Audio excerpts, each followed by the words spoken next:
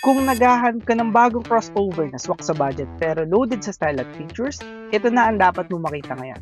I-feature natin ang all-new 2027 Mitsubishi X-Force GLX. Alamin natin kung ano nga ba yung mga bagong features nito, bakit isa to sa pinaka-inaabang crossover ngayong 2026, at kung sulit ba talaga to bilhin. Tara, check nyo to. So guys, this is the all-new 2027 X-Force GLX. This is the base variant. Una natin mapapansin dito is ang kanyang very stylish na design na headlight. And this is your DRL. And also serves as your turning signals. Dito naman sa kanyang headlight is an LED projector. Same as sa inyong fog lamps. Fog lamps nyo is naka-LED projector na din. And mapapansin nyo naman dito sa kanyang front grille is a honeycomb design. Also, malaki siya. So, makakatulong to sa pagpapalamig ng kanyang engine. And dito naman tayo sa engine. This is a 1.5 liter natural aspirated gasoline engine MyVec. Same engine to sa Expander. And yung kanyang transmission naman is a CVT, which is a continuous variable transmission. Kung naghahanap ka ng smooth ride, reliable engine, tulin at tipid, andito yan kay X-Force. Dito naman tayo sa kanyang suspension and wheels. Yung kanyang mags is a 17-inch mags, wrap around with a 205/60 tires. And yung kanyang naman suspension is improved na rin. Yung kanyang strut is a MacPherson.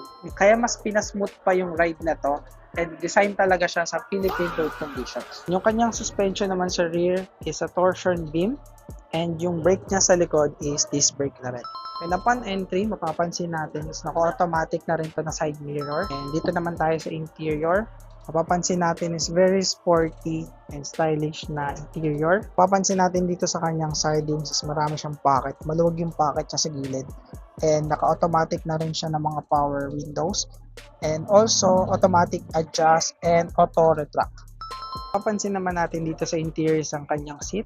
Combined with the gray and black high-grade fabric seats. Dito naman is naka-auto adjust na rin siya ng headlight.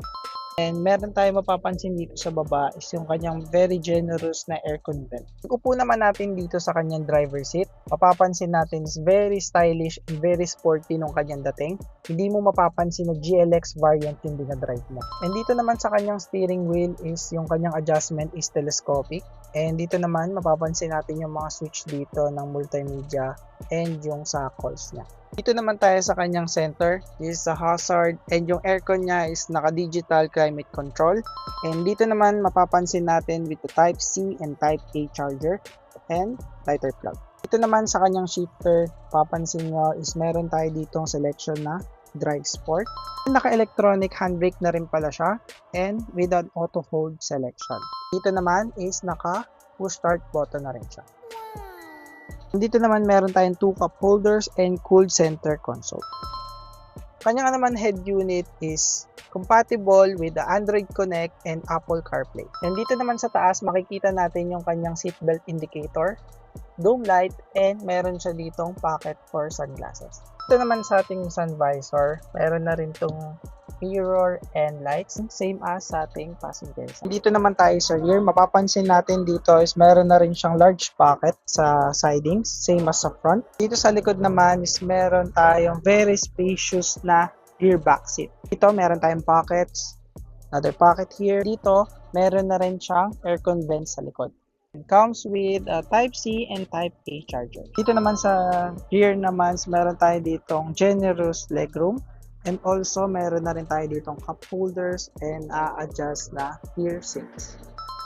And dito naman tayo sa kanyang likod. This comes with a manual tailgate. Maganda dito kay X-Force, napakaluwag ng kanyang cargo space. And natutupi din tong kanyang rear seats. And guys, akala nyo maluwag na to? Tong backboard niya is na-adjust for more cargo space. And also, meron din siyang pocket dito and sa kabilang side. Lastly, dito naman tayo sa passenger seat. Ang una natin mapapansin dito is meron ditong pocket sa front and meron rin siyang side pocket dyan. Same din sa ating driver seat.